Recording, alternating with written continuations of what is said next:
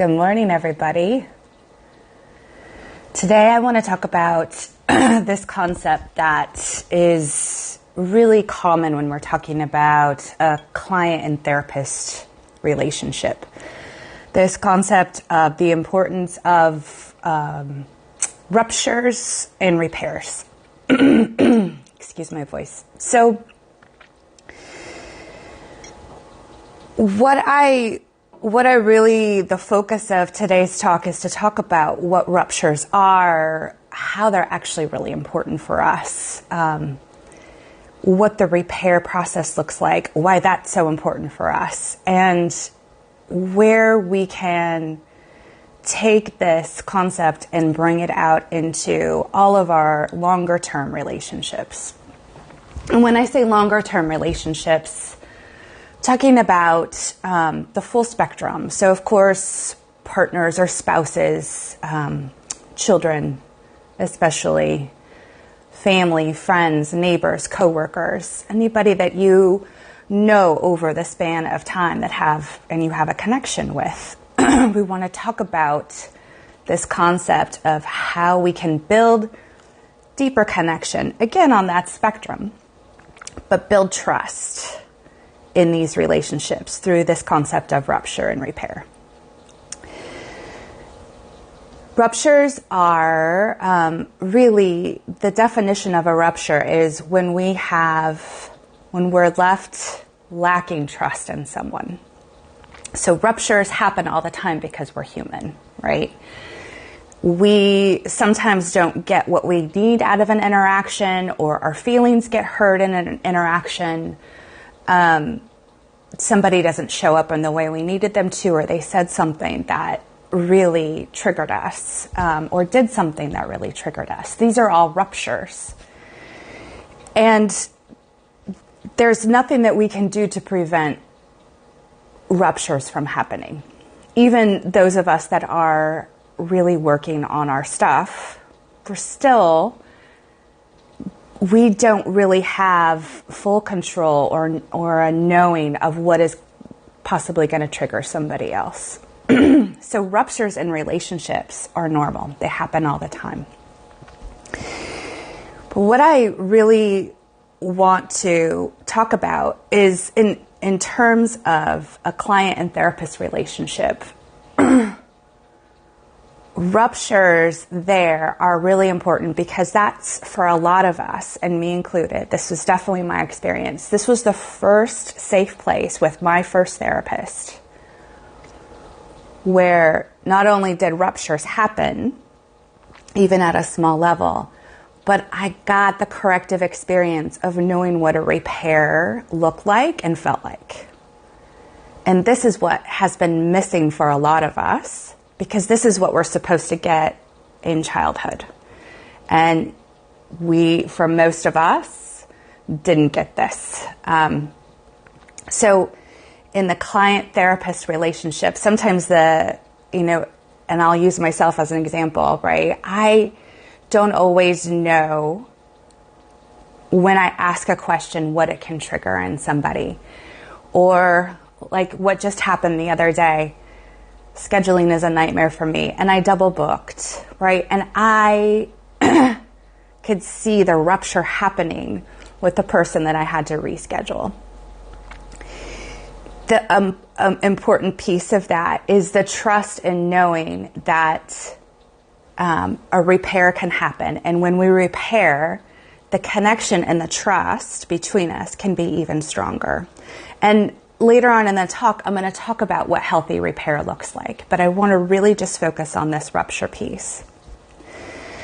I want you to think back to your childhood and thinking about what kind of ruptures happened. And again, this can be on a full spectrum. They can be small things, maybe passive-aggressive things that happened where you were left feeling like you didn't belong, or that you were wrong, or you were stupid. Maybe they were more overt ruptures where people were telling you these things, or actions that happened that were perhaps more on the scale of abuse, on that side of the scale.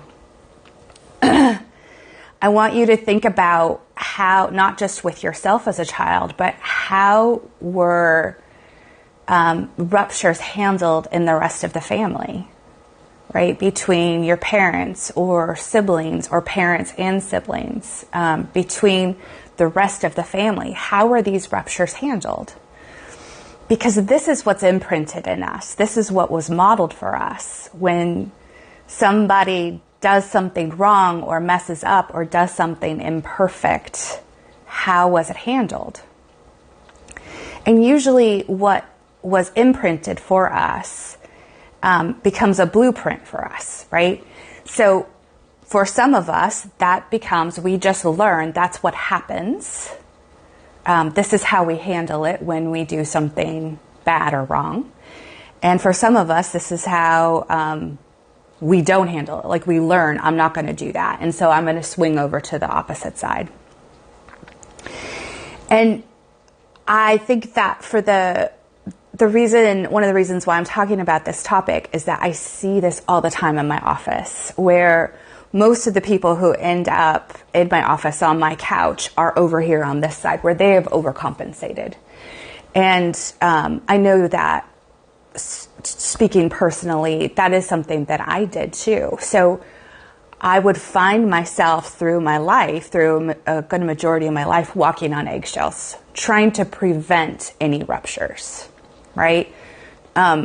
Going to the extreme of overcompensating or trying to say the perfect thing, or if a rupture happened and I said the wrong thing or it was misinterpreted and someone got their feelings hurt, I would maybe withdraw or try to rescue and overcompensate and try to fix it and make it better.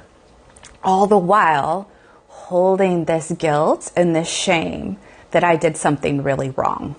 I did something really bad. I've ruined this relationship, right? I tainted it. It can never be the same again. And so we are setting ourselves up for failure when we go into any kind of relationship with that expectation of, I can't mess it up. There can't be any kind of breach of trust. They can't be upset with me or it's over. Or I can't be upset with them because then I can't trust them.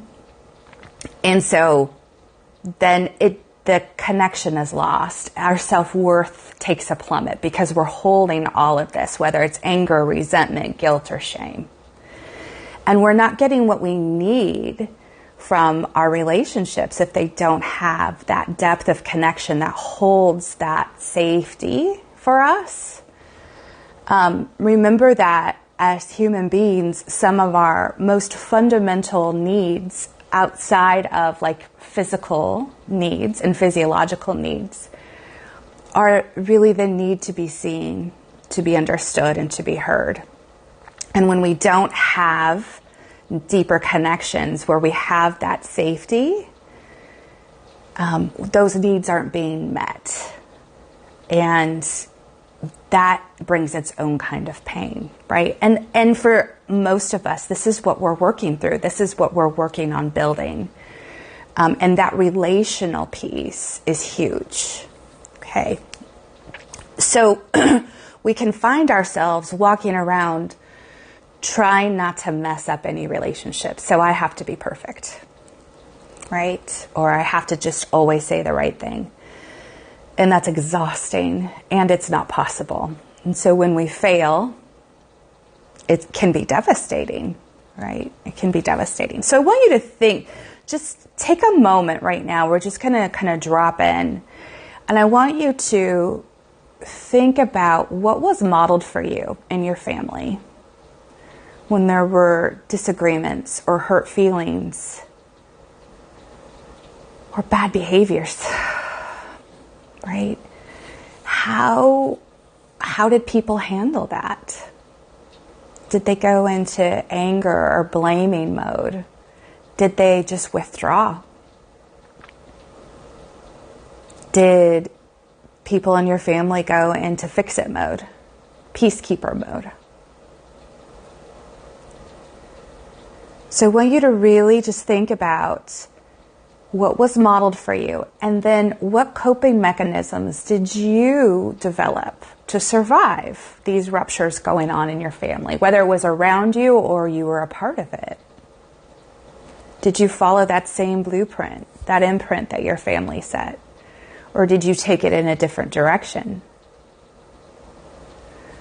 For most of us, when ruptures happen, there was never any healthy repair. And so it was swept under the rug, right?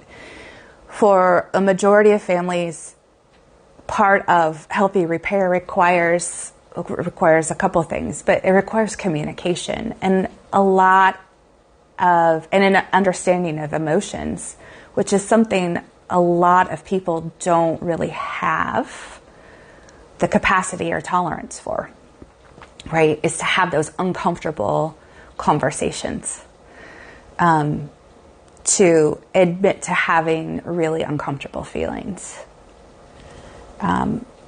So when that is missing in a relationship, a lot of times people just want to sweep it under the rug and pretend like it didn't happen. And that is a recipe for crazy making, right? Because as children, we're left holding the responsibility for it. That shame and that guilt and that need to be perfect or not say the wrong thing or not trigger anybody becomes even stronger because we're left holding the responsibility of the fallout. Okay? And what we want to do is change that behavior in our relationships today. So the repair process, let's talk about that. The repair process requires, like I said, being able to communicate, having an emotional awareness. So what am I feeling, right? Where am I feeling that? What am I feeling? That's that muscle that we're building to have more emotional awareness. It also requires that we have the capacity to create emotional space. So here's what this means. When I am super triggered, when I know that I am feeling rage or I am feeling really hurt or betrayed, that is not the time for repair. In that moment, if I am overwhelmed with my emotion, that is not the time for me to communicate about it with the other person. I have to be able to create some emotional internal space within me to get some clarity. Okay, so those of you who are familiar with our inner revolution, that's going through that process, or a mini version of that process helps me kind of create that internal space and have a little bit more clarity of what was kicked up and why. So why was this so triggering? Because that's what I'm going to need to communicate about in the repairing process, right? So being able to remove yourself when you're triggered is huge, which requires us to be aware of when that's happening. In my house, when that happens, my languaging is, I'm going to need a moment.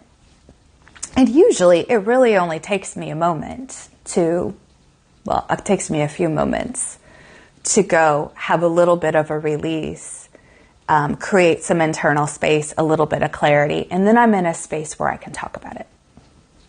Okay. For some people, they need a little bit more time. And everybody has their own pacing, and that's okay. It's being able to feel like you can ask for that. And the important piece is that you always circle back. So we don't leave things hanging in our house. I don't leave things hanging in my office. Even if we have to put a pin in it until things settle down and we can communicate about it, we always circle back. And that is the golden rule of repair. Okay. When we're communicating about what happened, a lot of us have a tendency to focus on the intent. My intention wasn't to hurt your feelings. My intention wasn't to be angry or make you sad or whatever it is. My intention wasn't to hurt you at all. And that while that is important and it bears communicating about, I think it's always important to be really transparent and clear about our intention. What we also have to focus on, and what can carry even greater importance, is the impact. So while my intention wasn't to hurt your feelings, I can see that your feelings are really hurt. I did impact you with my words. Okay.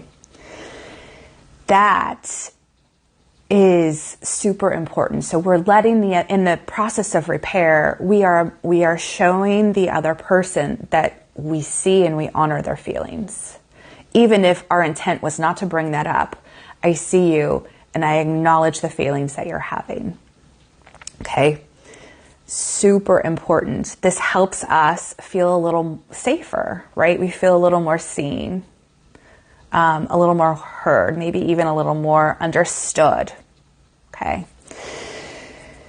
And then the next part of repair is owning your part, only your part, by the way. So for those of us that tend to be more on the rescuing side of codependency, we might have a tendency to try to own all of it. Like, let me make it all better. Let me own, this was totally my fault. Let me own all of it. No. It takes two people to have disagreements, ruptures, right? There's, we both participate in it, right? And so what is healthy is for us to only own our part. And we don't have to point out the other person's part in it, but we can own our part. So where I went wrong is that when I was getting angry, I didn't remove myself, or I didn't take a deep breath, or I didn't remember this, or I didn't do this to take care of myself in this way so I could talk to you about it in a different way, right? And not only do we want to own our piece of that, own our own behavior in that, we want to talk about what behavior we're going to change. And perhaps that's a collaboration. So between the two of us, how could we do this different next time? Because an apology is just words, right? And an apology means that it doesn't necessarily mean I'm not going to try to not do that again. So owning our piece and then working on changing the behavior. For those of us who are parents, this is super, super, super important for us to be modeling with our kids, even if our kids are adults, right? That our being able to be a safe place where we can show our humanness as parents. As a mother, I can show my humanness with my kids. And this has taken a long time and a lot of practice and a lot of uncomfortable feelings in me to get to this place. But I can see how important it is for my boys to see that I'm human and that I am not perfect, and that I can be reactive and I can say the wrong thing and I can hurt their feelings, right?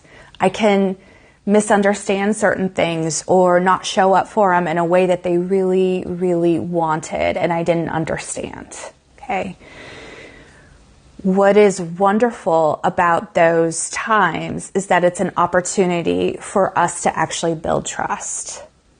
When I can go to them as their mom and say, I see you, I see the impact that this had on you. I'm really sorry. Here's what I can do a little different. And maybe this is what you can do. We can do together a little different. We start to really build a deeper trust that when things go south or feelings are hurt or things aren't good, the relationship is still intact. The relationship can withstand this and actually be even stronger. So we can trust it. When ruptures happen, it isn't as devastating internally for any of us, right? Because we really trust in this repair process. I want you to think about where in your life, what relationships do you have this level of trust? Who can you have this level of communication with? I want you to think about what exists in your life today.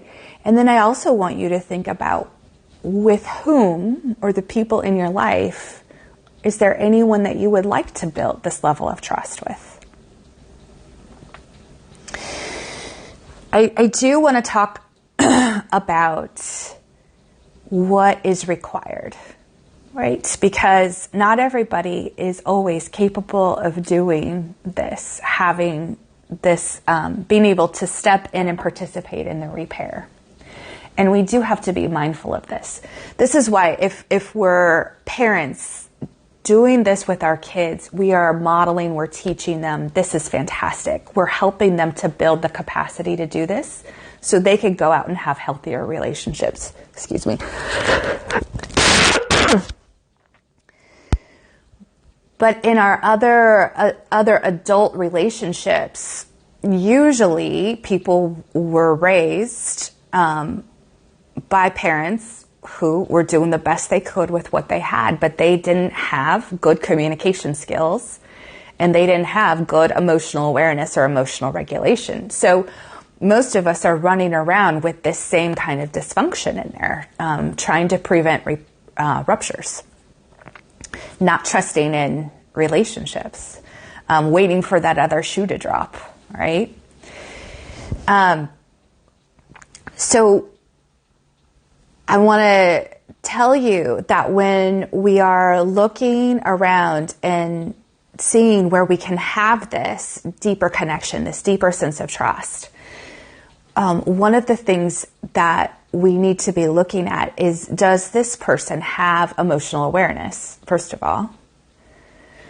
And second of all, can they own their own stuff? So some people can't.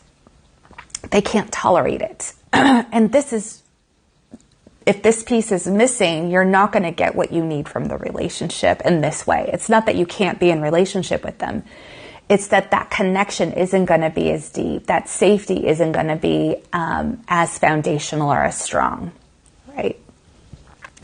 So if people have coped with ruptures in the past by going in the direction of anger or blaming, because they can't tolerate feeling responsible, they can't tolerate any imperfections in themselves, they'll lash out, right? So if people are unwilling to look at that, you going to them, talking about your intention, seeing the impact, and then owning your piece is not going to work very well, because they are going to be more than happy for you to own all of the responsibility. I ran into this personally over and over and over, where I would attempt a repair and really start off by saying, I am so sorry that I did this. And people who don't have that emotional awareness would throw that right back at me. Yep, you sure did that. And I'm so glad you said that. And how are you going to fix it? Right? Instead of participating in that with me. So we have to be relatively mindful of who we do this with, that deeper level of repair. Okay.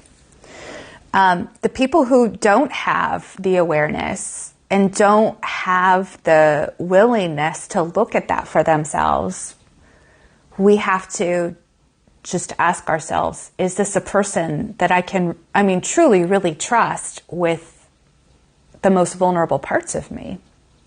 Again, it doesn't mean you can't be in relationship with them. It just means that it can't go to the depth that maybe that we're really, really wanting or longing for with them. And so we want to be mindful of who in our life maybe is already there that does have that capacity, that is willing to work on this with us, because it really is a beautiful thing.